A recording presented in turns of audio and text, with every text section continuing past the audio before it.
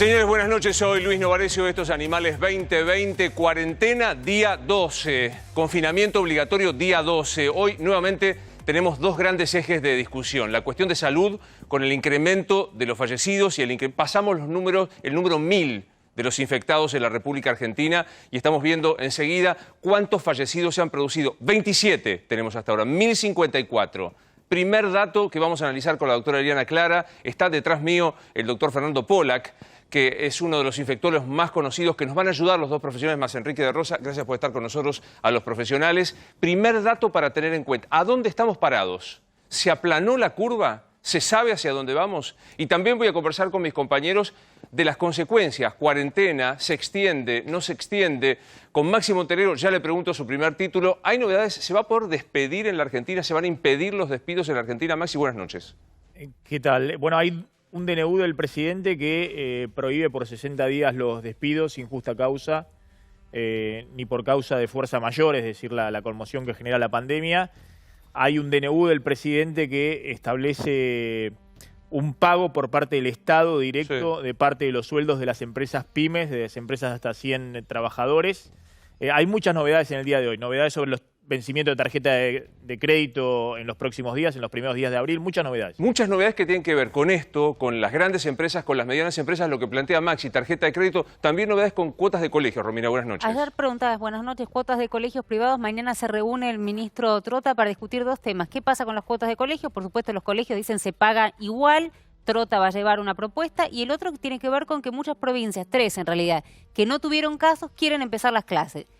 El gobierno no estaría de acuerdo con Bien. esto. Nacho, ¿por dónde vamos a ir con la información? Bueno, vos sabés, Luis, que se siguen haciendo muy pocos test de coronavirus. Te voy a contar el detalle de cantidad de casos día por día y cuánto se espera que se hagan en el futuro. Javi, ¿por dónde vamos? Luis, conurbano caliente, hoy volvió a desembarcar el ejército en el municipio más populoso del Gran Buenos Aires y del país, La Matanza. Otra vez el ejército de La Matanza. Y Mariano, ¿de qué vamos a hablar? Mira, a mí me gusta un poco todo, y sobre todo tribunales, ¿no? Pero me interesaría que veamos quiénes son los buenos y los malos de esta crisis que estamos viviendo. Hace unos días estuvo con nosotros el doctor Fernando Pollack, a quien ya voy a saludar en esta noche, y nos decía, no nos obsesionemos por mirar con el número de los infectados, en este caso 1054, sino el número de los muertos. Hoy tenemos 27. Fernando, gracias por estar con nosotros como todas las noches. Creo que no nos está escuchando ahí. Si le podemos subir un momento el retorno. ¿Ahí nos estás escuchando, Fernando? No nos está escuchando. Doctora Clara, ¿cuánto preocupa este número de muertos? Digamos, ¿podemos saber si estamos aplanando la curva, no estamos aplanando la curva? Creo que recién ahora vamos a empezar a poder ver el efecto de la cuarentena, ¿no es cierto? Aproximadamente, porque el periodo de incubación es de aproximadamente hasta 14 días, excepcionalmente un poco más. Con respecto al número de muertos, bueno, uno podría decir que está por debajo del que hubo en otros países, ¿no? La comparación es siempre odiosa, pero ayuda. Primero porque son 27 vidas con nombres y apellidos, pero digo, ¿estamos en estado de España, estamos en estado de Italia o no? No, yo creo que no. Creo que no. ¿Y le parece que la cuarentena puede llevarnos a pensar en sostener este no estar, no ser Italia y no España? ¿Estamos en condiciones de afrontarlo? Ojalá, porque el país lo necesita y lo merece. Enrique, ¿cómo ves esta progresión con estos análisis que estamos haciendo de la cantidad de fallecidos? No, yo creo que en realidad hay un punto que es evidente. Cualquiera de la gente que sigue los mapas y que se actualizan y demás, y el número de muertos en Estados Unidos, pero particularmente tenemos una comparación interesante en Latinoamérica, Ecuador y Brasil, que en realidad por diferentes razones, pero están teniendo unos números muy importantes. Como siempre comentemos a la gente que el número de casos en realidad es absolutamente insustancial. En realidad quizás lo único que tenemos certeza es el número de muertos. Si lo comparamos, evidentemente por el momento está dando resultado, pero la base es que pensemos que, como decía la doctora, como decía el doctor Pollack el otro día y varios que nos vinieron por acá, dentro de una semana quizás estemos en medida de poder decir exactamente dónde estamos parados. Creo que lo recuperamos a Fernando Pollack. ¿Nos escuchás? Doc, buenas noches, ¿cómo estás?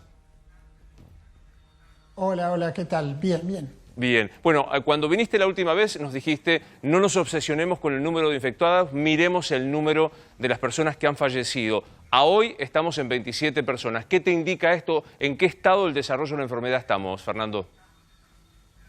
Bueno, yo coincido plenamente, ¿no?, en que estamos mejor de lo que imaginábamos que íbamos a estar a esta altura, pero hay que tener en cuenta que esto es una maratón, esto es una carrera de 42 kilómetros y recién estamos en el kilómetro 5. Esta era la parte inmediata, difícil pero más sencilla de lo que va a ser durante todo el año cuidarnos para que este bicho no nos alcance, ¿no? O sea, esta es la parte más sencilla, vos decís. Lo que viene todavía es un camino bien arduo y con mucho obstáculo.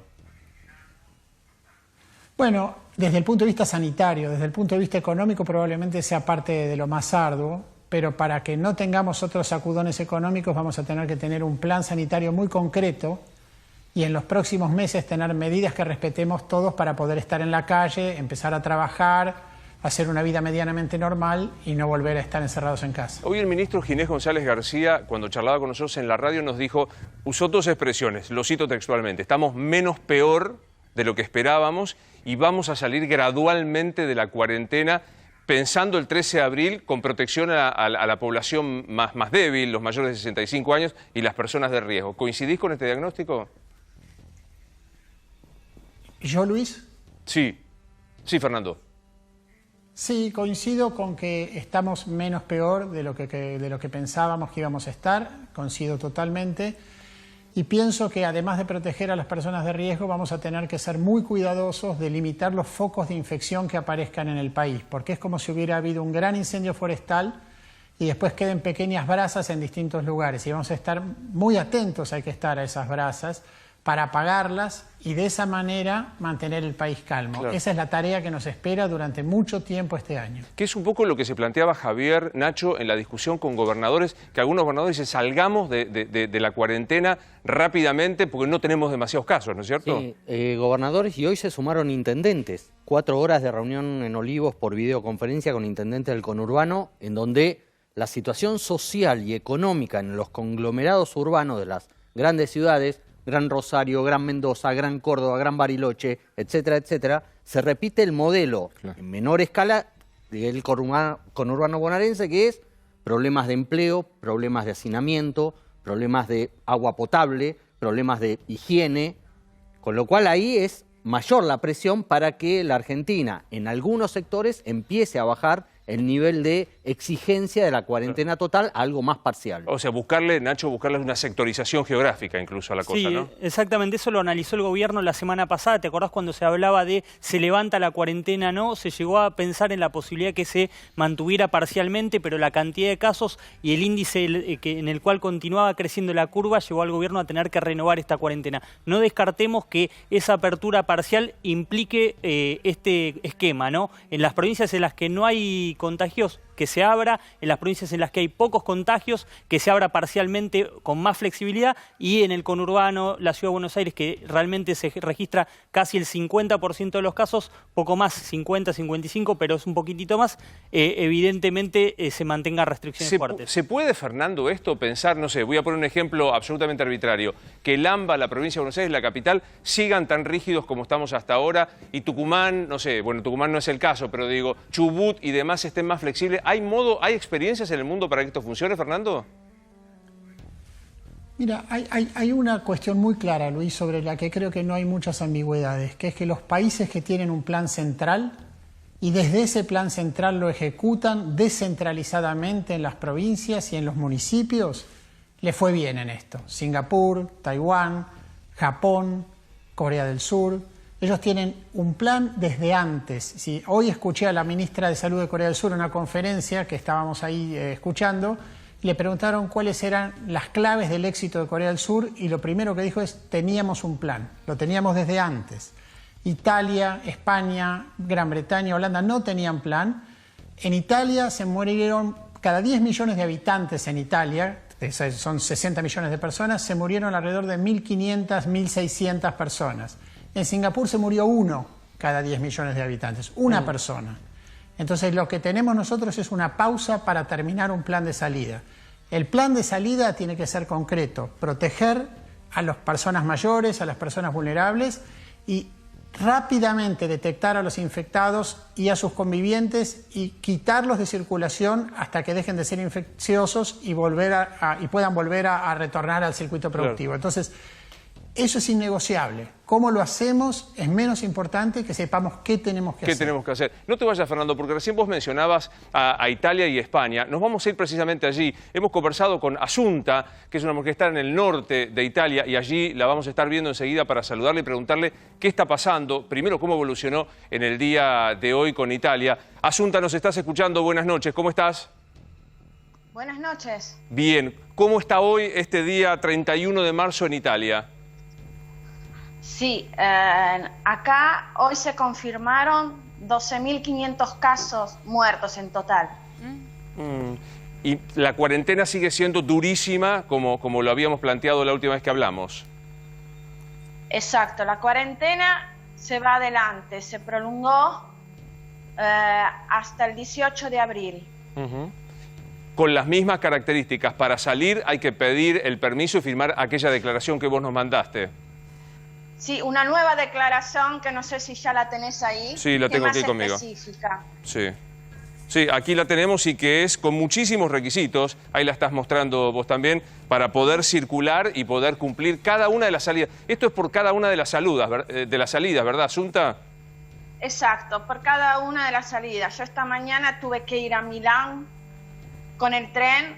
Llegué de la estación de Milán, de Busto, donde vivo yo, a Milán. Sí. Estaba la policía, me paró, me hizo llenar un certificado. Sí. Tomé el subte, llegué al otro lado, otro certificado más. Sí. Bajá por favor la declaración porque no te vemos tu rostro, por favor. Ahí está, perfecto, perfecto. Y tuviste que hacer la declaración, obviamente. Exacto. Tenemos en cuenta que ayer de 275 personas que fueron paradas de la policía, eran personas que eran positivas, que violaron la cuarentena. Como dije el otro día, hay gente que sale lo mismo, no respeta. A pesar de la cantidad de muertos. Quédate allí, Asunta, porque vamos a sumar a esta conversación a Andrés López Walker, que está en Madrid, está en España. Andrés, buenas noches, ¿cómo estás? ¿Qué tal? Buenas noches, ¿cómo le va? Bien, tampoco las cifras en España fueron buenas y la cuarentena sigue siendo muy dura, Andrés, ¿verdad?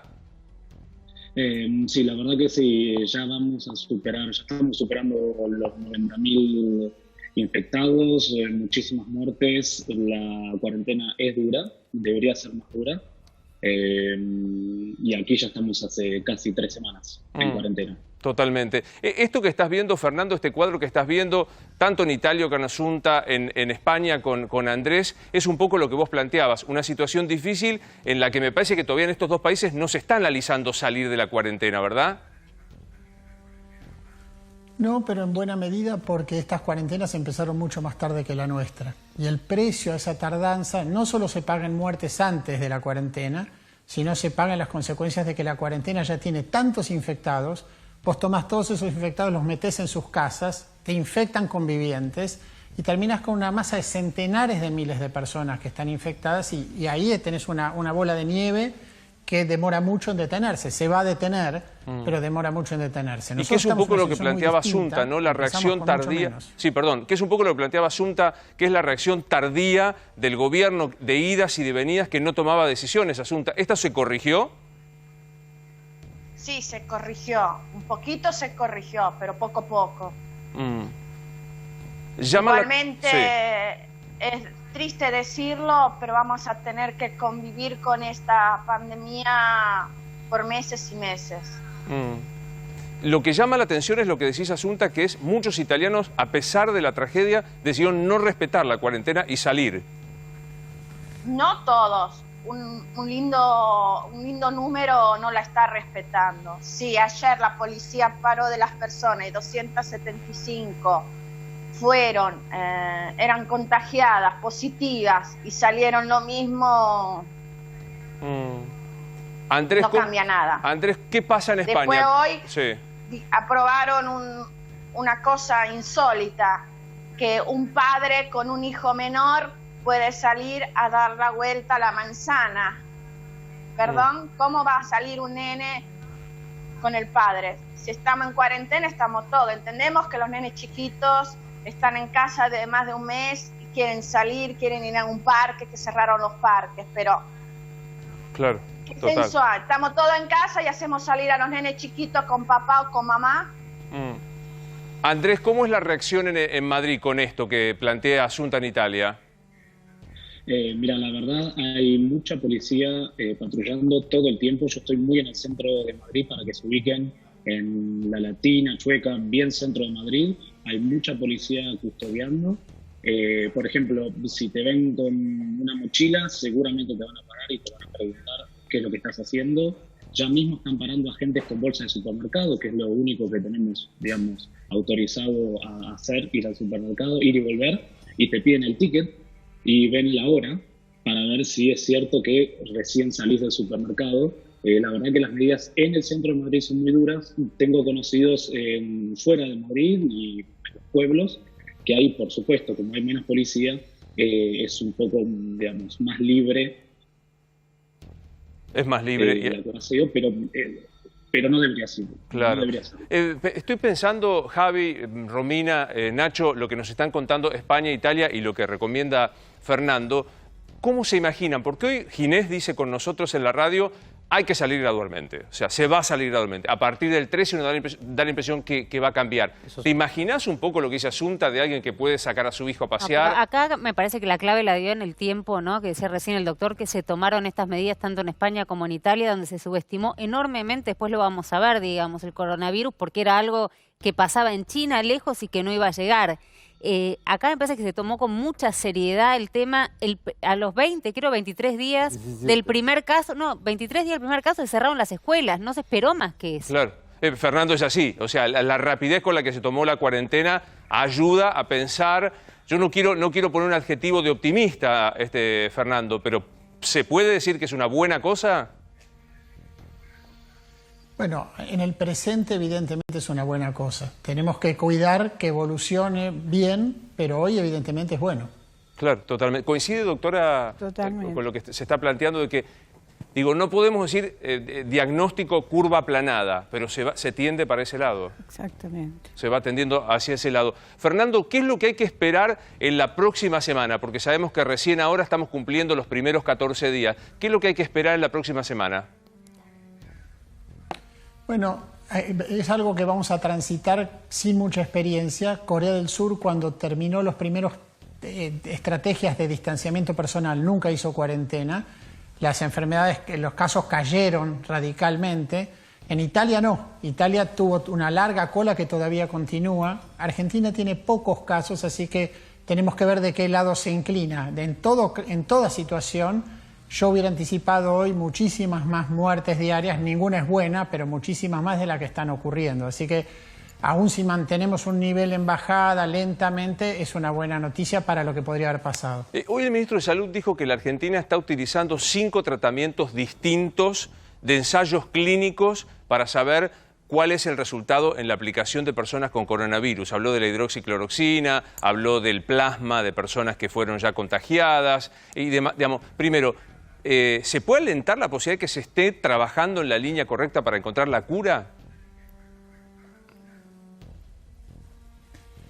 A ver, la Argentina participa de un protocolo internacional que se llama Solidarity, que es un protocolo que involucra a varios países en los cuales médicos de hospitales argentinos pueden administrar o administran distintas drogas o placebo, que es nada, para ver cuál es mejor o si es mejor no tratar, porque a veces en algunas cosas las drogas no son lo que uno esperaba, a pacientes con coronavirus.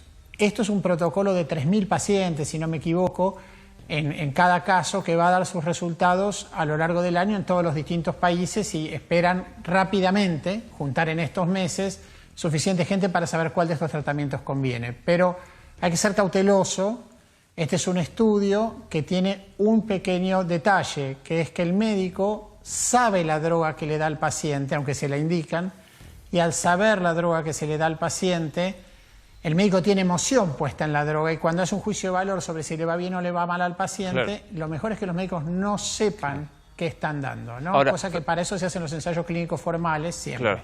Pero retomo algo, Fernando, que estás diciendo. Estos ensayos clínicos que se hacen a un grupo de pacientes con la droga y a otros con placebo, es decir, con nada, para saber qué pasa, pueden tardar un año para determinar la efectividad de los mismos. No.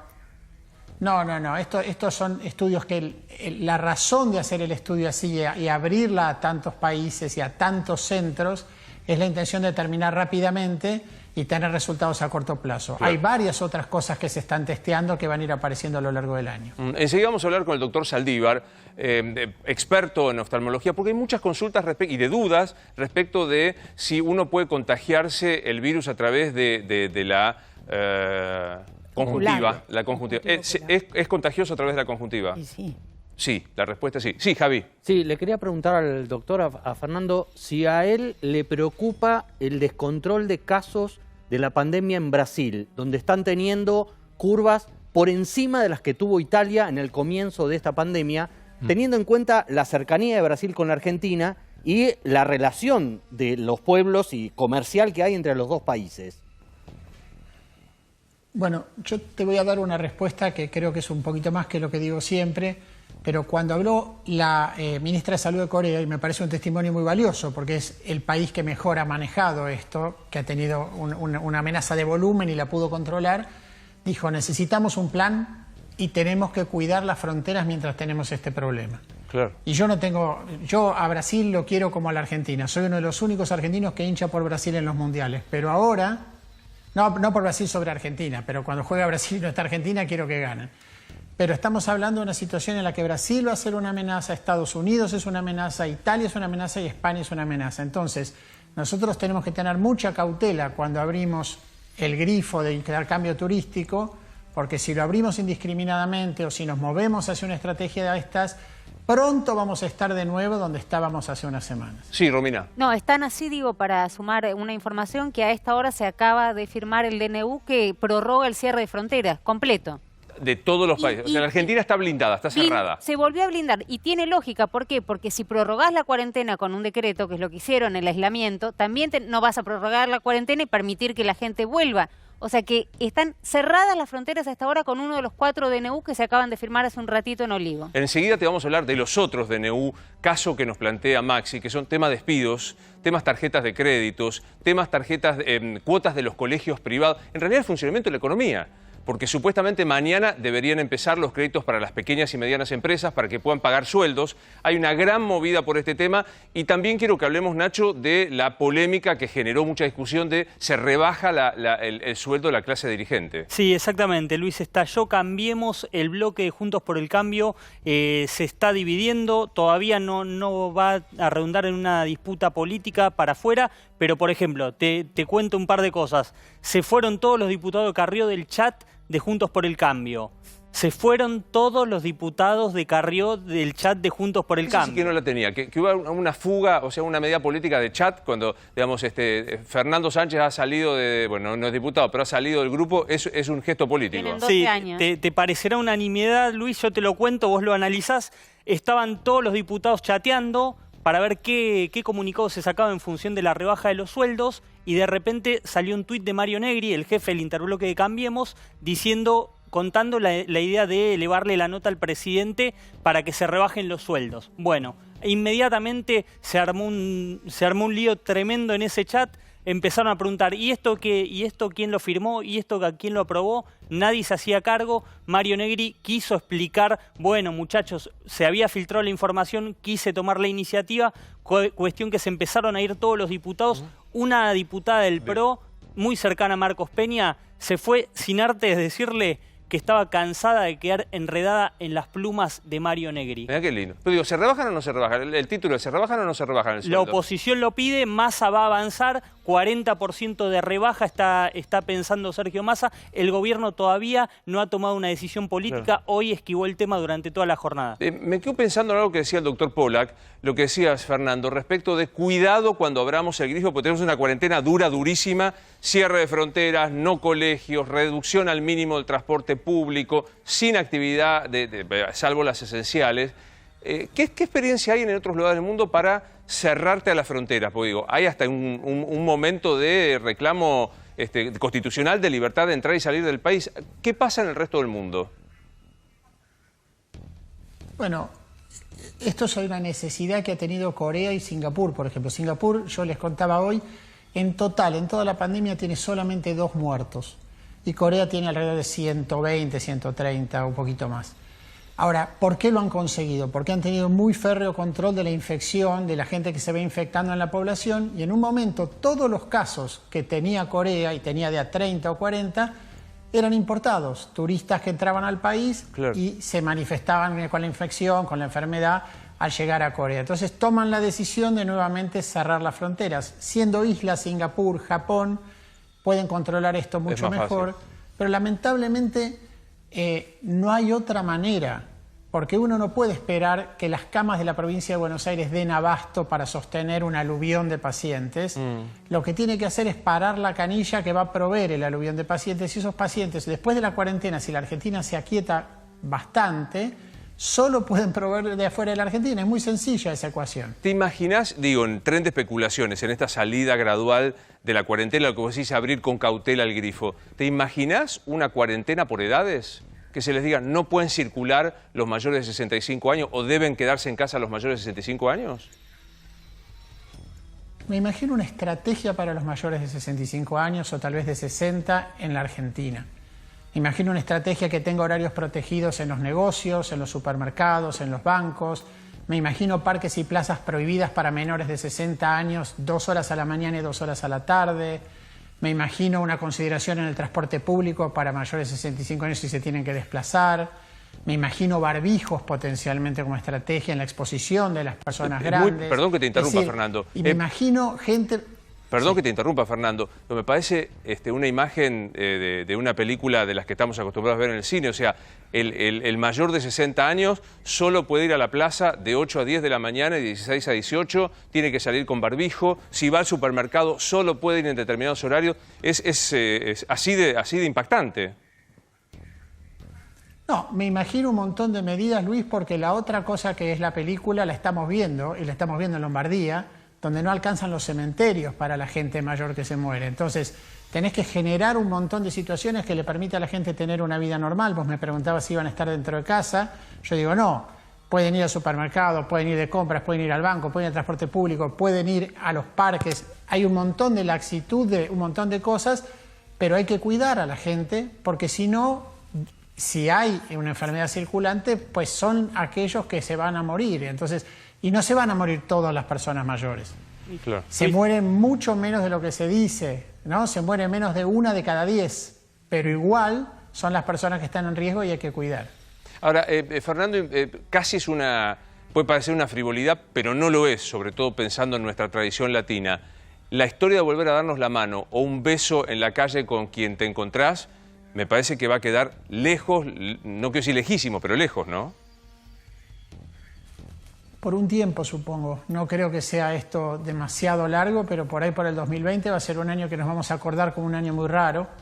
Tenemos que arbitrar las medidas para que nuestros padres o los abuelos de los chicos puedan tener contacto con la familia, para poder cuidarnos, para vernos, no hacer reuniones grandes. Va a haber un montón de cosas que vamos a tener que reformular y no nos podemos escapar de esa situación. Siempre nosotros estamos viendo cómo nos escapamos de la situación. Es verdad.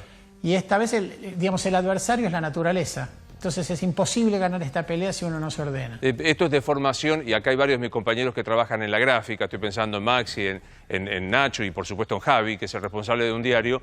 Pero digo, me imagino titulando el 2020 el año en el que no nos pudimos dar ni una mano ni un beso. Es posible que sea así y por ahí no. Por ahí aparece alguno de estos medicamentos que funcionan o un antiviral y esto se vuelve una infección del oído como cualquiera que tenemos. Por ahí aparece alguna intervención antes, pero hasta tanto tengamos esa intervención, el secreto es Luis. Nosotros, yo repito, estamos corriendo una maratón y al kilómetro 5 nos damos vuelta y veamos primeros. Tenemos a los keniatas corriendo atrás. Claro. Y ahí sacamos el champán y nos ponemos a brindar y nos pasan todos. Eso no lo podemos hacer. Tenemos que seguir corriendo, tenemos que sostener. La aparición del antiviral que vos mencionabas, por ahí se transforma en una infección del oído. ¿La aparición del antiviral o de la solución es un deseo o es una realidad posible científicamente hablando? No, es una realidad posible científicamente hablando. De acá a 1 o 2 meses hay algunas drogas que van a tener los primeros resultados y que si son prometedores, las cosas cambiarían radicalmente. De acá más cerca del último trimestre del año va a haber algunas medicaciones que son como protección envasada, que se llaman anticuerpos monoclonales, que para entenderlos lo más parecido es las defensas que la mamá le pasa al bebé durante el embarazo, sí, que las pasa por la placenta. Bueno, esas no las produce el bebé, las produce la mamá. Esto es lo mismo, se producen en el laboratorio y se les dan a la gente. Si esas defensas funcionan y se van a testear en la segunda mitad del año, porque hay que desarrollarlas antes de testearlas, esa es otra alternativa prometedora que puede ser una solución para las personas mayores que después podrían ir a pasear al cine a donde quisieran y los menores nos tendríamos que cuidar un poquito más. Pero son expectativas, son test que se van a ir haciendo. Lo lógico es que para entrar al 2021 se empiece a acabar. Déjame preguntarte algo, digamos, ahora empieza el momento de la vacunación contra la gripe A, que en algún momento fue también de enorme impacto. ¿Cuánto se tardó en conseguir la vacuna de la gripe A? Se tardó una temporada. Nosotros tuvimos una situación rara, que es que la gripe A entró al hemisferio norte cuando se acababa la temporada y vino directo acá. Pasamos el 2009 con la gripe A y para el 2010 ya había vacuna. Y la campaña de vacunación en la Argentina fue muy buena. En ese momento, en el 2009, nosotros hicimos un estudio en 1.300.000 personas. Eran todos chicos menores de 18 años porque la gripe A mata chicos. Este virus no mata chicos normalmente. Entonces la gripe había matado 13 chicos entre esos 1.300.000 y había hospitalizado alrededor de 250 chicos. Cuando repetimos el estudio al año siguiente, no había un solo hospitalizado por gripe A. Claro. Es decir que esto también va a pasar. Enseguida voy a ir a la mesa para que le pregunte al doctor Pollack, pero quiero sumarlo a Andrés Sachs, que está trabajando en los Estados... Adrián Sachs, que está trabajando en los Estados Unidos y que vuelve a ser... Estoy pensando en esta imagen del doctor Pollack del maratón, en donde vamos los 5 kilómetros y viene muy detrás nuestro. Adrián, ha sido otra vez un día muy complicado, con muchas discusiones también políticas. Contanos la situación en los Estados Unidos. ¿Qué tal? Buenas noches, Luis. Así es, fue un día realmente muy complicado donde se volvió a ver la costura que hay dentro del gabinete de Trump entre los economistas y los especialistas en salud. Se están imponiendo en este momento, cada vez más se ve la parte del tejido de los médicos que han convencido a Trump, han logrado que él se abocara definitivamente a considerar a la salud como una prioridad. De hecho, en estos virtualmente 2 meses extra que tendremos de cuarentena, pues fueron anunciados 30 días, pero en realidad va a ser hasta el 1 de junio, cuando se empiecen a levantar las restricciones. En esta pelea hoy se profundizó más todavía, porque el presidente Trump, en conferencia de prensa, hablándole ya a los estadounidenses, les dijo: quiero que todos y cada uno de ustedes se preparen para vivir estas 2 semanas que van a ser terribles y muy dolorosas, especialmente hacia el 15 de abril, que es cuando se va a alcanzar el pico, ¿no? O sea, el porcentaje el máximo más alto de infectados. De infectados, pero también de muertos. O sea, en realidad la cantidad de muertos, el crecimiento de la cantidad de muertos va a llegar hasta el 15 de abril. A partir de ahí va a ir decreciendo, pero la variación entre los 2 días, ¿no? Claro, digamos, claro. Entre un día y el otro, eso es lo que va a ir disminuyendo el ratio, digamos, claro. El aumento exponencial. Pero para agosto, y atención con esto, dijo el propio Trump que el mejor escenario posible es llegar a tener 100.000 muertos. El mejor escenario posible. Después el doctor Fauci dijo entre 100.000 y 240.000 muertos sería también el mejor escenario posible. El Adrián, peor sería... ¿el peor? Sí, el peor sería 2.200.000. 2.200.000. Fernando, a mí me impacta esto y no quiero que te pongas a hacer crítica de lo que dice Trump o no es la idea. Creo que la intención es informar a quienes nos están viendo, llevarles tranquilidad y llevarles información de cómo deben cuidarse. Pero me impacta esto que en Estados Unidos se habla de el 30 de junio ya levantamos las restricciones y demás. ¿Esto que es una decisión más política que científica? ¿Cómo es que ya se puede pensar que el 30 de junio se levanten las restricciones, Fernando?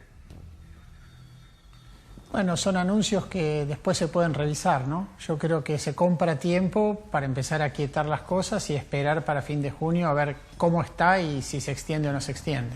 Claro. O sea, es más que nada un anuncio bajo la condición de que veremos qué pasa cuando llegamos a la fecha. Sí, así como son las estimaciones de muertos, ¿no? Hay que recordar que con todo lo terrible que ha sido, China ha perdido 3.500 personas, Italia creo que 11.000. Entonces la estimación de 2.500.000 muertos parece hoy como algo que tenemos que ver cómo ocurre, ¿no? Claro. Parece un escenario tan catastrófico que si se mueren 30.000 personas va a parecer nada y realmente yo lo escucho de esa manera, ¿no? Lo escucho como un número grande. Claro. No solo grande como que me da, como que me cuesta reconciliar con lo que veo en otros lados. Y en medio de esto, Adrián, ayer veíamos la llegada de este buque, que va a ser un buque hospital con miles de camas. Digamos, Nueva York está físicamente impactada, no solo por la cantidad de muertos y de infectados, sino también por este despliegue que se ve, Adrián. Sí, absolutamente. Nueva York en particular es la zona más caliente, el hotspot, junto con el estado de New Jersey y Connecticut. Esos tres estados se ven las curvas que tienen de proyección, ¿no? A partir de la cantidad de muertos. Se llevan entre los tres estados la mitad de los muertos y casi la mitad del 45% de los infectados. Es donde más preocupados están porque ya ahora están teniendo problemas de falta de insumos hospitalarios y también de falta de personal sanitario. De hecho, el gobernador Andrew Cuomo hoy les pidió a los especialistas sanitarios, entre ellos médicos y enfermeros sobre todo, de todos los Estados Unidos, que por favor vayan a Nueva York a dar una mano, a ayudar, y él prometió que cuando la curva baje en Nueva York, todos los especialistas de Nueva York iban a ir a otros estados y que él se comprometía a aportar esta ayuda también, ¿no? Claro. O sea, la situación es así de dramática. Lo que vos comentabas del barco, que tiene 1.000 camas, es quizá la ayuda más visible, ¿no? Es como un golpe fuerte de propaganda y a la vez de esperanza también, pero también hay centros de convenciones, el Centro de Convenciones de Nueva York y otros más que fueron reciclados como hospitales, también hay carpas en el Central Park. Son imágenes realmente muy fuertes de cómo se está preparando. Enseguida, aunque bueno, si querés hacemos quiero una decirte comita que... ahí porque... Sí, decime. No, te quería decir rápido que también la curva de internados que hay en Nueva York justamente y la misma de infectados no es tan escarpada como se esperaba, con lo cual empezó a dar una pequeña luz de esperanza en cuanto a que por lo menos atendieran los insumos y los recursos sanitarios para atender a los pacientes. Bien, enseguida vamos a estar también en la gran preocupación, y lo planteaba Calvo, que es la provincia de Buenos Aires. Enseguida vamos a estar con Margarita Barrientos, que está trabajando allí, en la zona, en el territorio, para saber qué pasa con esta situación. Sigue siendo, mientras estoy viendo al doctor Saldívar, que se va a sumar con nosotros también a charlar, gracias doctor por estar con nosotros, digo, sigue siendo la gran preocupación, Fernando, el tema concentración humana y condiciones de esta concentración, la provincia de Buenos Aires. No, la preocupación obviamente es, y esto lo reflejaban inclusive los discursos del gobernador, ¿no? El número de camas de la provincia de Buenos Aires, pero hay una preocupación adicional, que es que esas camas hay que tener la mano de obra, los médicos, enfermeras, camilleros capacitados para responder ante pacientes muy graves, que no es lo mismo que un paciente que está esperando irse a la casa comiendo el desayuno. Entonces, esa es una situación que hace que nosotros tengamos que ser muy cautelosos todos, y a partir del 13 de abril solidarios y seguir las reglas que se establezcan para no sobrepasar una situación donde el borde está muy cerca, muy cerca. Hay 7 millones de habitantes en riesgo y 250 camas disponibles, ¿no? Estamos hablando con el doctor Pollack, que es uno de los especialistas en este tipo de virus respiratorios. Está Adrián Sachs en los Estados Unidos contándonos qué sucede, y lo sumamos al doctor Saldívar, porque hoy en las guardias de los hospitales se sumaban muchísimas consultas de personas que tenían dudas sobre si el virus podía ingresar por los ojos, por la conjuntiva de los ojos. Doctor Saldívar, gracias por estar con nosotros. Buenas noches. ¿Cómo estás, Luis? Buenas noches a todos. Bien. Pregunta así obvia y sencilla. ¿Hay contagio del corona a través de los ojos? Hay contagio. Es una de las formas menos frecuentes, por lo menos hasta lo que se sabe por ahora, en los distintos estudios sugieren que alrededor de un 1% de los casos se pueden deber a contagio directamente por la conjuntiva. O sea que si bien es una de las formas a tener en cuenta, es de las menos frecuentes que hay. Y, digamos, ¿qué debe pasar? Yo tengo claro que si me toco la boca o la nariz con el virus que he llevado de una superficie plana, con las manos, ¿qué tiene que pasar? ¿Me tengo que meter el dedo en el ojo para que haya contagio? Bueno, esas son las hipótesis que tenemos. La realidad es que también puede ser directamente por contacto del aerosol o el flush con la mucosa, con la conjuntiva, pero también está eso que bien mencionás, Luis, que es parte del miedo que todos tenemos es la supervivencia de este virus en distintas superficies y al día a día estar toqueteando todo. Perfectamente, una de las cosas que más hacemos es rascarnos la cara, tocarnos la boca y entre ellas también rascarnos los ojos. Entonces también nos podemos estar inoculando el virus en la conjuntiva. O sea, Fernando, estamos hablando de ingreso del virus por boca, por nariz y por ojos también. Exactamente, por las tres mucosas. Sí, ¿coincidís, doctor Pollack, con lo que está diciendo el doctor Saldívar? Sí. La utilización uno ve en los hospitales, Fernando, utilización de anteojos especiales o los que usan los odontólogos cuando uno los va a atender, ¿eso también es un modo de protección? Totalmente. Hoy creo que ya es unánime que cualquier personal de salud debe tener protección de los ojos. De hecho, creo que hoy los que no tenían capacidad de tener anteojos están fabricando máscaras con 3D. Ya todos lo tenemos en cuenta. Claro. Creo que hay que abordar, como dije el otro día, a cada paciente que entra a una guardia como si fuese un paciente COVID positivo. Esa es la forma de cuidar a nuestros médicos y a nuestro personal de salud. Claro. Doctor Saldívar, he visto fabricación casera de una suerte de máscara que simula las que son para soldar, que son una lámina de algún material plástico. ¿Sirve eso? Totalmente, o sea, todo lo que funcione como barrera para evitar el contacto directo de estas gotitas que flotan y que uno no las puede percibir, mismo con un estornudo, con la gente hablando, todo lo que sea una barrera sirve, definitivamente. O sea, vos estás planteando un escenario hasta un poco desagradable físicamente, que te estornuden o te tosan casi a la altura de tu cara y de tus ojos. Sí, lo que pasa es que esto es imperceptible, muchas veces ni siquiera es un estornudo, es estar hablando y mismo cuando uno habla va liberando partículas de flush y pequeñas gotitas que este virus ha demostrado ser tremendamente virulento. Entonces, bueno, creo que es uno de los puntos a cuidar. Otro punto importante que mencionaron previamente el doctor Pollack, que me parece importante destacar, que lo mencioné también el otro día, es el tema de la hidroxicloroquina. Creo que es una de las drogas que más satisfacciones está dando en el corto plazo, disminuyendo la carga viral. La hidroxicloroquina es una aminoquinolona muy utilizada en pacientes crónicos con artritis reumatoidea y antes se usaba también como antipalúdico y es una de las drogas que está dando muy buen resultado y todos los oftalmólogos conocemos a la hidroxicloroquina por sus pequeños efectos sobre la mácula, ya que tiene una acción bastante tóxica sobre la parte central de la mácula, la fobia, pero la buena noticia sobre esto, el comentario viene a que los resultados han sido, después de varios años de tratamiento, han sido positivos. Solo hay un 0.3% y en casos, en uno de los estudios y menor en otros, que han resultado tener afectación. Entonces, y esto usado crónicamente. Ahora, el interrogante que tenemos hoy es, en estos pacientes que están probando hoy, la carga, la dosis, es un poquito más alta, pero también hay que considerar que el tiempo que se va a utilizar es muchísimo más corto. Estamos hablando de tratamientos que no duran ni 2 semanas, entonces... Pero déjame preguntarle, doctor Saldívar, déjame preguntarle al doctor Pollack algo que me parece interesante, porque uno tiene la impresión de que si contrae el coronavirus, te internan, Fernando, entras en una situación crítica y necesariamente te van a aplicar hidroxicloroquina. ¿Es correcto o es incorrecta esta hipótesis que estoy planteando, Fernando?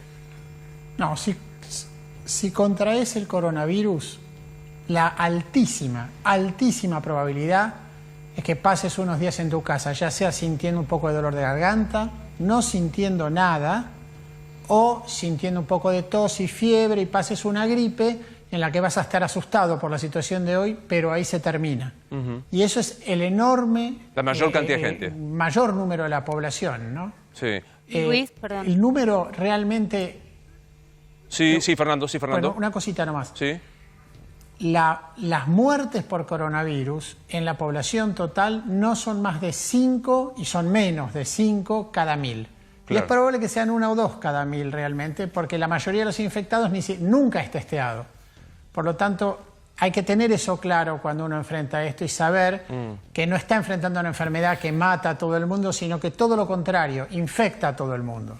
Ahora, pero mata poco. Quiero dejarla preguntar a Romina, pero hay algo que es un hecho objetivo. La gente salió a comprar la hidroxicloroxina que era de venta libre en la farmacia, doctor Pollack, sin ningún sentido. O sea, no tiene más que... Es casi como un acompañante fóbico, le tendría que preguntar al doctor de Rosa, un acompañante fóbico contra fóbico, nunca lo voy a aprender, más que un hecho concreto de sanación, Fernando, ¿no? Sí, este virus se cura solo en la inmensa mayoría de los casos y es la decisión de los médicos qué hacer una vez que uno necesita estar en un hospital donde también la inmensa mayoría de los casos se curan. Total. Sí, Romy, me vas a preguntar. Se ha perdido la perspectiva, ¿no? Sí, exactamente. Me parece que es muy importante esto que vos mencionás, no por hacer optimismo por per se, sino por decir, la inmensa mayoría se cura. Sí, Romy, me vas a preguntar. No, digo que estamos en el minuto a minuto, la verdad, un día sumamente agitado. Recién comentábamos justamente que se cerraban las fronteras, se prorrogaba el cierre de fronteras, pero llegó finalmente el decreto, ahora está calentito, lo acabamos de leer en todos sus puntos, y hay uno en particular que permite corredores seguros para que los argentinos puedan volver. Le quería preguntar al doctor Pollack si hay que prestarle particular atención teniendo en cuenta que los casos que llegaron a la Argentina fueron casos de argentinos en el exterior. Doctor Pollack. Bueno, yo repito siempre lo mismo, ¿no? Cuando me dicen cuándo salimos de la cuarentena, es cómo salimos de la cuarentena. Cuándo traemos los argentinos que están en el exterior, es cómo vienen los argentinos que están en el exterior. Y tienen que venir con un plan. Y yo sé, porque tengo algún argentino amigo médico que ha retornado en los últimos días, que alguna gente, por lo menos la gente con la que yo me vinculo, que sé que volvió, estuvo muy bien controlada en Ezeiza y en hoteles de la ciudad de Buenos Aires con mucho cuidado, y así deben volver todos los argentinos. No pueden volver a la casa como si esto fuera una vacación. Ese es el asunto. Tenemos 4 profesionales de nivel, el doctor de Rosa, la doctora Clara, el doctor Saldívar, el doctor Pollack. A los 4 le hago esta pregunta. Empiezo por vos, Enrique, que sos el amigo de la casa. El 13 de abril, ¿yo puedo salir, ¿vamos a poder salir a la calle? No, creo que dos o tres cosas, como dicen las iglesias, avisos parroquiales. La salida que Fernando hablaba tan bien el otro día, paulatina y demás, entre otras cosas, por ejemplo, va a tener que ver esta metáfora de la carrera a largo plazo, la de maratón. Yo diría que es una ultramaratón. ¿Por qué? Porque no sabemos cuándo va a terminar. Porque en realidad lo van a ir midiendo los especialistas. De los 4 médicos acá, entiendo que Saldívar es oftalmólogo, pero digamos, de los 4 médicos hay 2 especialistas específicos. Nos van a ir diciendo día a día qué es lo que va pasando, porque de hecho una de la indicación va a poder ser, por ejemplo, que el día 14, cosa que yo creo, no van a salir los chicos al colegio, no se van a hacer reuniones masivas, que se va a liberar un poco. Un poco. Y quería hacer una pequeña acotación porque esto es muy importante porque se mencionó. Y vos decías si de fóbico contra fóbico. Hay un gran problema con respecto a esto de los medicamentos. Y por eso decía, somos 4 profesionales. Ahora, los que saben realmente en cuanto a medicación, al menos yo me excluyo, hay 2 profesionales infectólogos. La doctora Clara y el doctor Pollack. Hay que tener mucho cuidado porque hay mucha gente que dice, a mí mi médico me dijo que consiga tal cosa.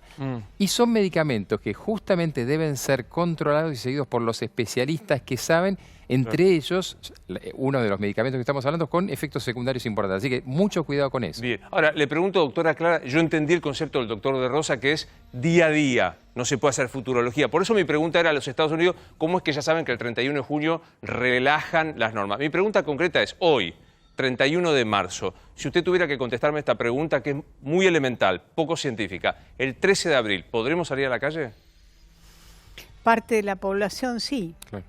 Parte. ¿Se anima a perfilar qué tipo de parte de la población puede salir? Y los trabajadores, bueno, que no puedan hacer su trabajo en domicilio y que, bueno, hay que seguir trabajando porque hay que movilizar la economía que está frenada y que es grave para todos, pero supongo que seguramente van a seguir cerrados todos los grandes eventos sociales de concurrencia de personas, eso Claro. seguro. Ojalá que puedan mantener medios de locomoción más aptos, porque ese es un tema muy serio, ¿no? Total. Doctor Saldívar, ¿qué impresión tenés de qué va a pasar? ¿Qué va a pasar el 13 de abril? Bueno, también haciendo futurología, lo mismo que dicen, va cambiando día a día, pero creo que sí, que va a ser, la economía tiene que empezar a caminar, creo que es una necesidad que tiene Argentina y tenemos todos, pero sí creo que va a tener que ser hiper regulada en el sentido de evitar congestiones de gente. La verdad es que también comparto con mayor cuidado a gente más expuesta, mayores de 65 años, de alguna manera ir cuidando todos los frentes, Claro. medios de transporte, lugares que tiendan a tener más congestión, tendrán que ser cerrados, va a tener que ser algo muy paulatino. Muy paulatino, está claro.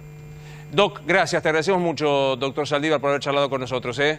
Un abrazo enorme. Que sigas muy bien. Le voy a preguntar al doctor Pola, que esto que estaba diciendo, que ya estoy viendo su cara, sé lo que me va a contestar, pero la quiero sumar a Nieves Suberbühler, que está en Nueva York, que es periodista, que está en Nueva York. Hola Nieves, buenas noches, ¿cómo estás? Hola Fernando, ¿cómo va? Hola Luis, perdón, acá no me encuentro no los veo a nadie, perdón. Está muy bien, soy Luis, ¿cómo estás? Gracias por estar con nosotros. Estamos hablando también con el doctor Pola, que estaba allí, no quiero dejar de conocer la respuesta. Fernando, ¿qué crees que va a pasar el 13 de abril? Ya sé lo que me vas a contestar, que lo vamos a ver. Por favor, el doctor Pola, que ahí estamos. Ya sé lo que vas a contestar, pero pregunta que vuelvo a hacer. ¿13 de abril voy a poder salir a la calle? Infectología pediátrica. Sí, yo coincido con lo que dice la doctora Clara, creo que esto es lo que va a ser paulatino, pero tiene que haber un plan. Tenemos que saber a dónde vamos, no es solamente paulatino, es paulatino y planeado para detectar los focos que vayan apareciendo y entonces vamos a poder seguir saliendo a la calle en mayo, junio, julio, etcétera. Bien. Nieves, ¿qué pasa hoy en la calle en Nueva York? ¿Cómo puedo salir? Y pensando en esta fecha que estoy dando en abril, ¿cómo crees que va a ser la vida para los neoyorquinos? A mediados de abril la vida para los neoyorquinos no va a ser normal, porque Trump extendió las regulaciones hasta fin de abril, que es cuando van a estudiar nuevamente la situación, pero también dio indicios de que probablemente esto no se normalice hasta junio. Justamente hoy dio una conferencia de prensa en la Casa Blanca, donde se publicó el modelo con el cual está trabajando la Casa Blanca y la administración, y se calcula que va a haber entre 100 y 240.000 muertos por coronavirus, y entonces pidió que por favor se respeten las reglas que se pusieron ya hace 2 semanas en Nueva York, y bueno, van variando en los distintos estados, porque si no se cumplen de manera rigurosa, ese número podría ser más alto. Entonces no creo que a mediados de abril estemos saliendo a la calle normalmente. Contame cómo funciona esto en una de las ciudades, si no la más, pero de las más cosmopolitas que hay en el mundo, porque digo, ahí vos tenés la rigurosidad oriental de los coreanos, de los japoneses, de los chinos, pero tenés también la presencia latina, estoy pensando en Queens, tenés a los sajones. Digamos, ¿cómo funciona el cumplimiento de la cuarentena y de las restricciones en Nueva York, Nieves? Se cumple, las regulaciones se cumplen, pero por otro lado a mucha gente no le queda otra, y ahí es donde se ve la grieta también. Es interesante ver las líneas de subte, por ejemplo, que el transporte público continúa funcionando, funciona, mismo las bicicletas, tal como hay en Buenos Aires, acá se llaman city bike, o los subtes andan, y las líneas de subte que conectan a Manhattan con barrios más humildes son las que continúan con un tráfico más normal. En vez los barrios más ricos, por decir de una forma, las líneas de subte se encuentran vacías prácticamente. Entonces la grieta se ve en esos pequeños detalles también.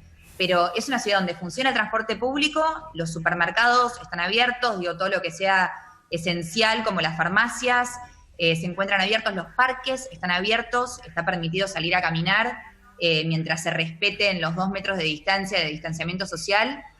Pero comparado con la densidad de Nueva York siempre, es una ciudad vacía. Digo, la Quinta Avenida no pasan autos.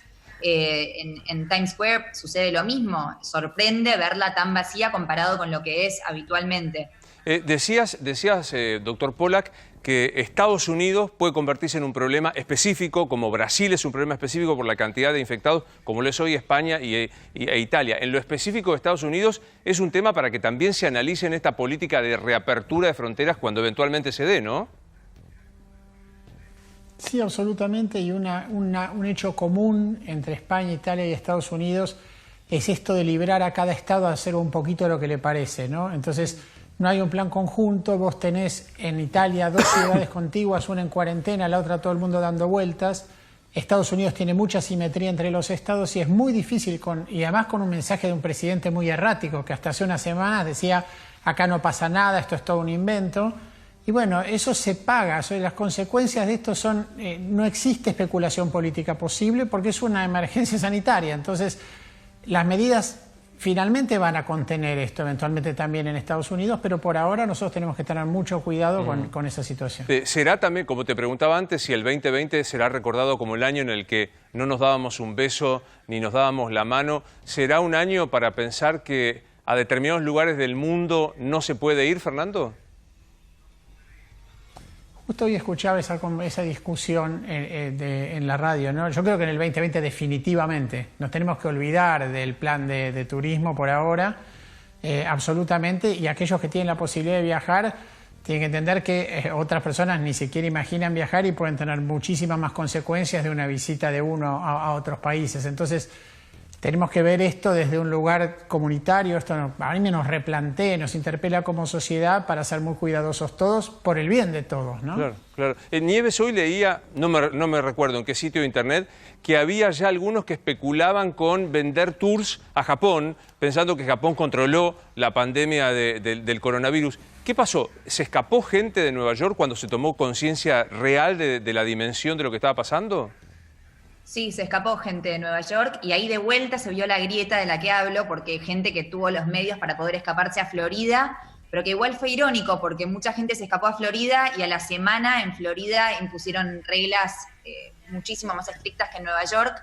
Se escapó gente al norte del estado, aquellos que tienen una segunda casa, digo, eso sucede y la verdad que por otro lado, muchísima gente se quedó también. Es una ciudad que sigue funcionando. Los supermercados están llenos, aunque se respete el distanciamiento social, hay empleados que están ahí todos los días. En las farmacias se siguen repartiendo paquetes del correo. Entran camiones a la ciudad con mercadería. La ciudad funciona, pero aquellos que pudieron y quisieron en su momento se fueron. Eso claro. Es cierto. Pero hoy por hoy, Nueva York... Quiero decir, el estado de Nueva York es el epicentro sin dudas del mundo. O sea, ya pasamos a la provincia de Hubei, que es la provincia en China, donde queda la ciudad de Wuhan, donde comenzó todo este virus. Hubei tiene 60 millones de habitantes. Y hoy por hoy, Nueva York, que es un estado con 20 millones de habitantes, ya tenemos más casos de coronavirus que toda la provincia de Hubei. Claro. Hoy por hoy tenemos arriba de 75.000 casos, y en Hubei tenían arriba de 67.000 casos. Los números de Nueva York son impactantes. La gran mayoría de nosotros, doctora, no puede ni soñar con emigrar por distintas razones, pero digo, la fantasía casi también de películas de ciencia ficción de irse a Japón, ¿es escaparse de la pandemia o ni siquiera? Y los italianos del norte que fueron al sur de Italia. Sí, es inconcebible, digamos, para mí. Claro, pero digo... Perdón, igualmente en Japón o en Hong Kong o en Singapur, hoy por hoy en Asia, en muchísimos países que habían comenzado a relajar las regulaciones, hoy por hoy vieron un segundo brote ya, porque muchísima gente que volvió del exterior, de Europa, de Estados Unidos, trajo el virus. Entonces, hoy por hoy están nuevamente siendo más estrictos con las regulaciones porque vieron un segundo brote en todos estos países. Lo veo que asiente Fernando Pollack, digamos que... ¿Pero hubo un recrecimiento de aquellos lugares donde se creía que ya estaba controlada la pandemia, Fernando? Bueno, evidentemente cuando un virus está circulando no está muerto hasta que está muerto, ¿no? Y esto es como el monstruo del lago Ness que está bajo del agua y va a sacar la cabeza varias veces al año y hay que darle con un garrote. Uno no se puede quedar relajado pensando que ya se metió abajo del agua. Entonces, lo que pasa con Singapur o lo que pasa con Corea es que tienen unos métodos de monitoreo sofisticadísimos y apenas emerge esto por una par de viajeros, que es lo que estábamos comentando antes, inmediatamente toman medidas para cerrar y volver a controlar. Y obviamente no alcanzan las dimensiones de los problemas que tienen los países occidentales, que por toda esta ida y vuelta terminan inundados de casos y con graves problemas de muerte, ¿no? No importa quién, doctora Clara, pero escuché a un infectólogo decir al comienzo, principio de marzo, el 3 de marzo, cuando se producía nuestro primer caso, quizá este virus desaparezca como apareció, o sea, que tenga una suerte de desaparición, no encuentro otra palabra, más natural, que tenga que ver con la biología que no con el combate de los humanos. ¿Tiene lógica esto? ¿Puede desaparecer como apareció el virus? Me parece poco probable. Biológicamente es poco probable. No hay virus que se atenúan por el paso del tiempo, no. No. No. O sea que la única solución es encontrar la cura para que esto... Sí, o la prevención, ¿no? La vacuna. Si se produjera un contagio, como dijo Merkel, de entre 6 y 7 alemanes, esto traducido al mundo, entre el 60 y el 70% de la población que lo supera a este tema, ¿es un modo de neutralizar al virus? Se llama como inmunidad en capullo, o sea que cuando hay mucha gente que tiene defensa, de alguna forma protege al que no la tiene.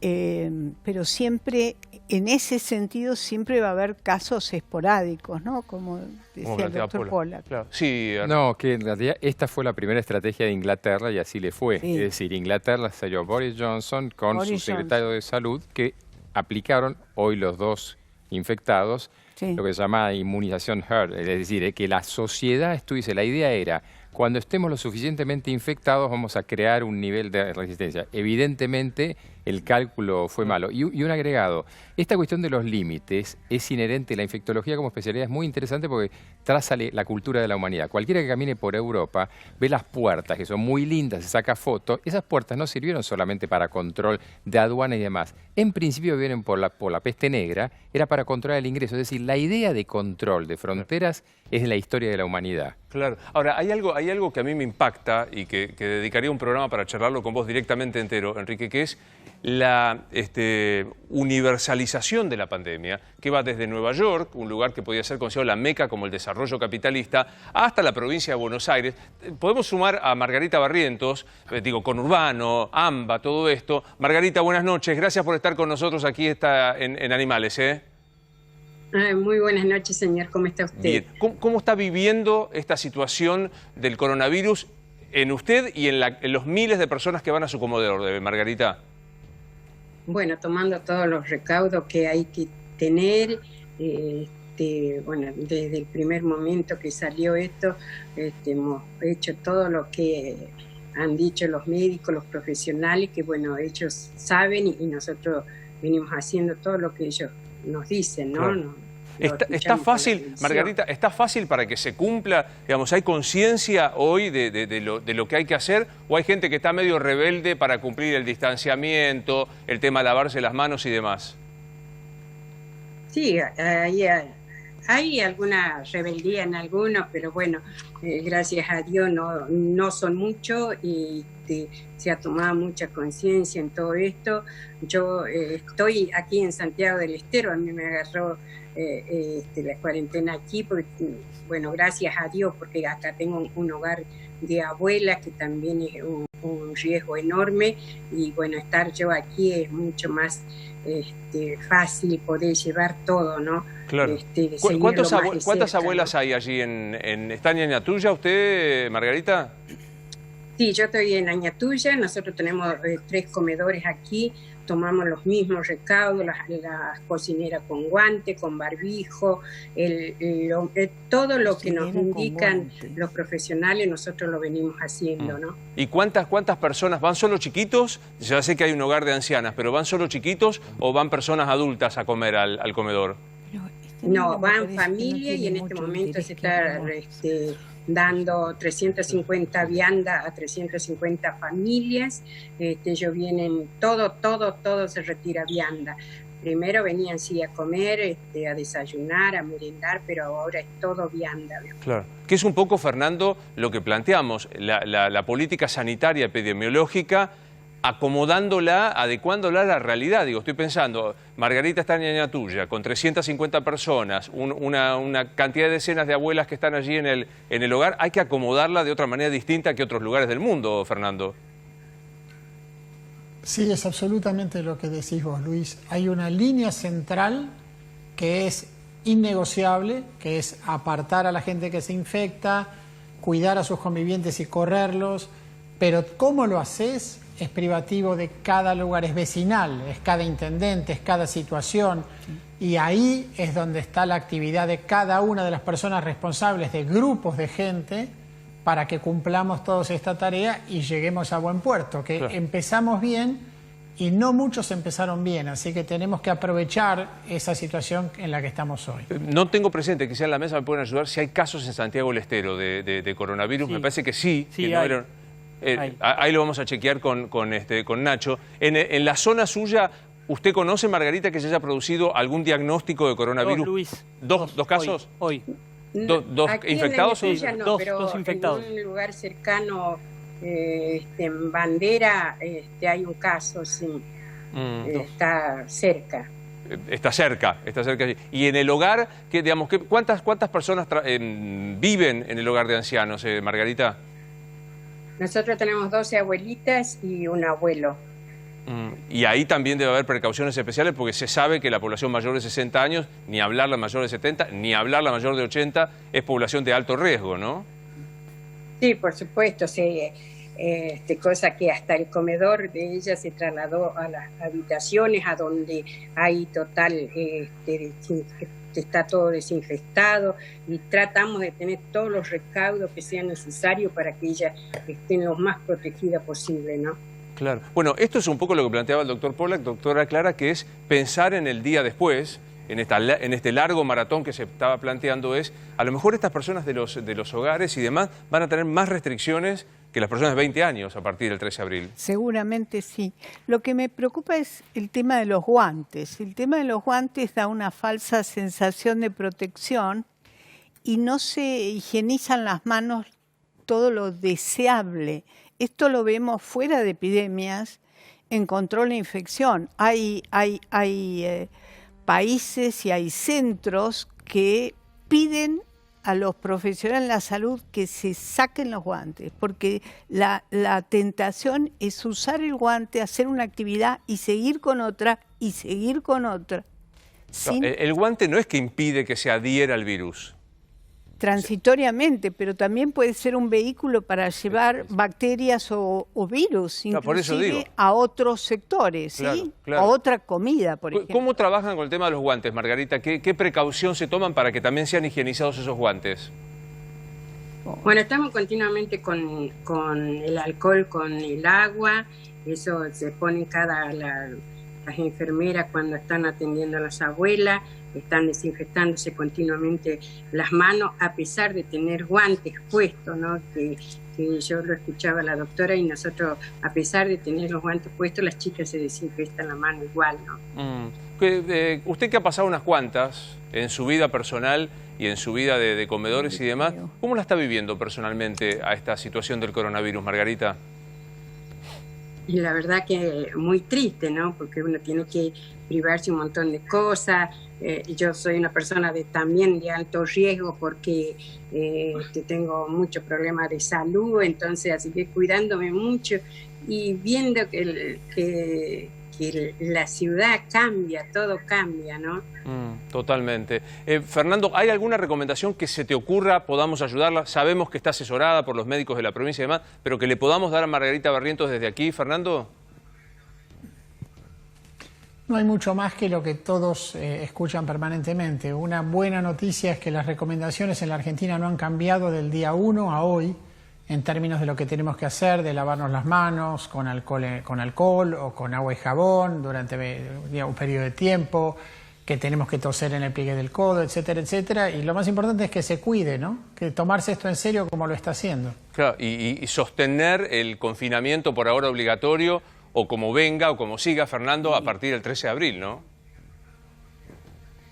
Sí, sostener el proyecto que surge el 13 de abril, que está pensado para proteger a Margarita, a las personas de los geriátricos, a todas las personas mayores, a las personas de riesgo y a todas las demás que circulan por la ciudad, porque todos tenemos que protegernos de mantener el país andando, porque necesitamos que el país en un momento se ponga a andar, ¿no? Totalmente, digo, pero concentraciones públicas, espectáculos, recitales. Estoy pensando todavía más de todos los días, que Fernando, que es una fiesta de un casamiento. Si uno decide casarse, digo, no veo por qué el gesto, pero digo, si uno decide casarse, digo, va a ser complejo pensar en una fiesta de casamiento. Sí, bueno, mi papá cumpleaños el 8 de abril, cumple 88 años. No es el mejor momento para cumplir años, es absolutamente así. La escuché también a la doctora Bisotti, la secretaria del área, diciendo, el mejor homenaje que puedo hacerle a mi padre es pedirle que se quede en su casa, que no salga de ningún lado, Fernando. Me parece muy bien. La verdad que es la mejor manera de cuidarlo hoy y después estructurar un plan para que se pueda tener una vida lo más normal posible en el contexto de lo que vamos a tener que cuidarnos, porque no hay manera de escaparle a eso y si nosotros hacemos como que no está pasando nada, las cosas solas van a mostrarnos el problema. Así que va a ser muy importante el orden después del 13 de abril para tener una situación mejor a lo largo del año. Margarita, usted que conoce los barrios pobres de la capital, de la provincia de Buenos Aires, habrá visto las imágenes que vimos de gente que necesitaba salir a hacer una cola para tener plata o que por ahí decía, para sacar del cajero automático, o por ahí no estaba demasiado convencida de la medida de la cuarentena. ¿Qué le dice a esa gente? ¿Cómo ayudarla a que se cuide, Margarita?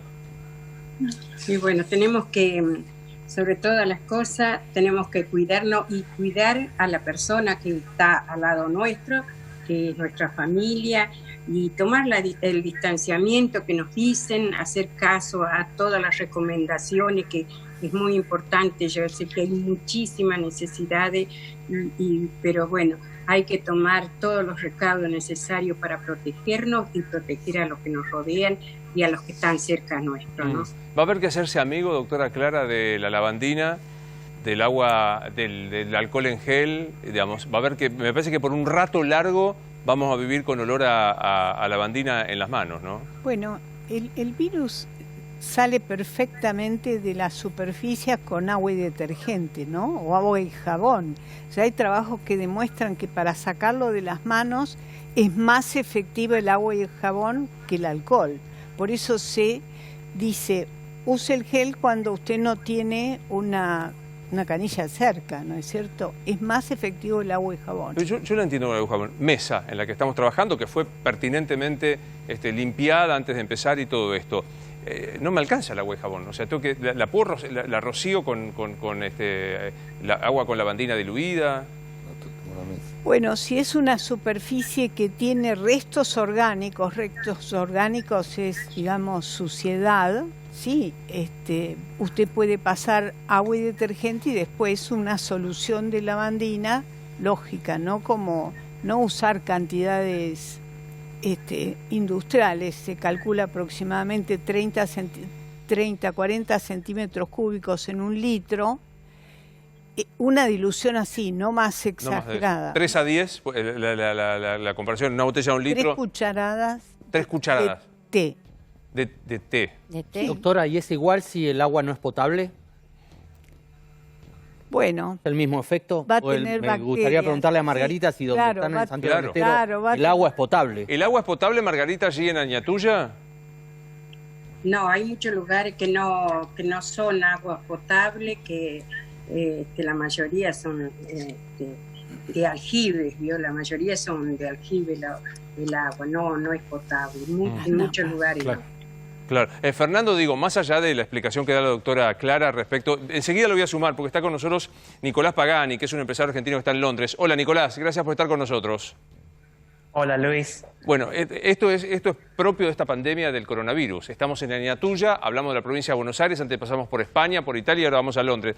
Digo, esta dilución de la lavandina que hizo, si le pongo de más, salvo algún trastorno de inhalar mucha lavandina, ¿me puede traer alguna otra complicación si le pongo más de 3 cucharadas de té a un litro de lavandina?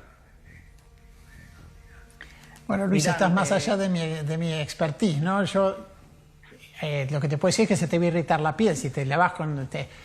Todo no necesariamente más es mejor, es una idea muy importante en medicina, ¿no? Todo tiene su justa dosis, entonces si uno se lava con lavandina pura se va a lastimar las manos inevitablemente. Totalmente. ¿no? Margarita, ha sido un placer como siempre. Buen regreso cuando pueda. Por ahora, si quería venirse para estos pagos, tendrá que quedarse en Santiago del Estero, ¿eh?